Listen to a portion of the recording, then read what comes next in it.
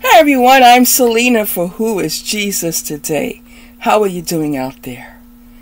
And I know that everyone can't be doing well, but here's what I want to say.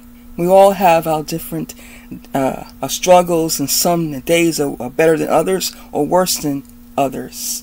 But Jesus is as close as the mention of his name. You say, Jesus, I need you. That's what he is waiting to hear you and me say. You know, I want to mention this about great movements. In our world, we've had great movements of God. We've had movements of justice. We've had different types of movements and those who pioneer these movements. But do you know, here's a concern. As time goes on, somewhere, many get stuck in a movement and they lose sight of the one who the movement was about in the first place. And also, they begin to neglect and not even think so much about who the people are in the first place for why the movement even started. In other words, you get somewhere lost and nostalgic over movements without even focusing on the present of the people that you actually was inspired to follow this movement. You somehow have lost sight of the individuals that are yet suffering, and all you are focusing on is a movement. And I'm not going to just say this for the world, I'm going to say this about the church. Stuck on great, leaders of the past and movements of God. And at the same time, it's hard to speak to our neighbor. How great was the movement if today in 2023 you don't speak to your neighbor because you don't really like your neighbor?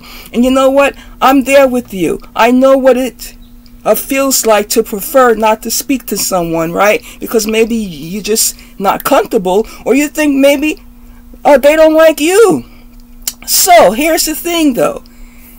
Jesus is beyond the movement. You see, the Word of God and Jesus, it's an ancient story, right? About Jesus in the Old Testament and the New, but it's never outdated. It's relevant.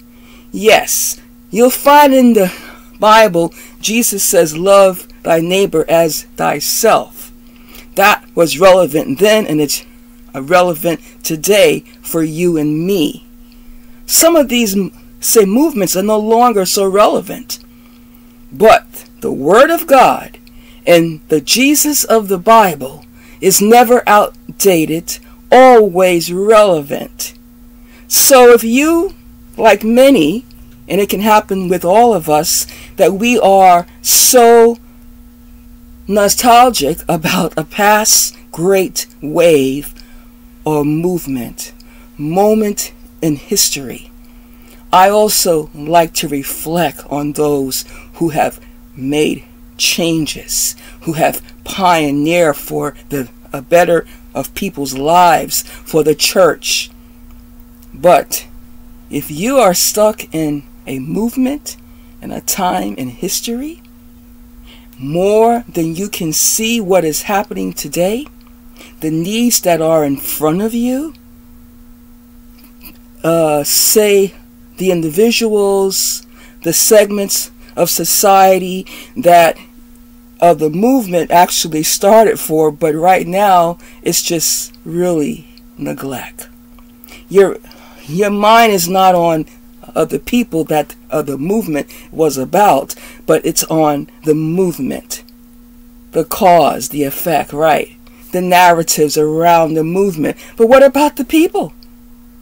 That's relevant. They're right in front of you. Your neighbor is right in front of you.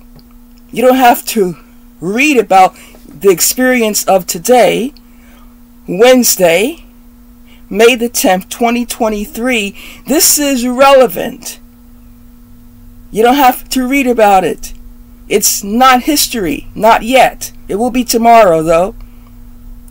So we all have today, because tomorrow is not promised to any of us. So God, what are we going to do today? What kind of movement are we going to have today? And I say that also to myself, something I need to keep in mind every day. So let's continue to cherish great movements in our world, great movements in the church. But today, we have today. Let's think about the words of Jesus. How do we treat those around us? You will know that they are my disciples because they love one another. Love is powerful. It's not weak. You can like and subscribe. Shalom.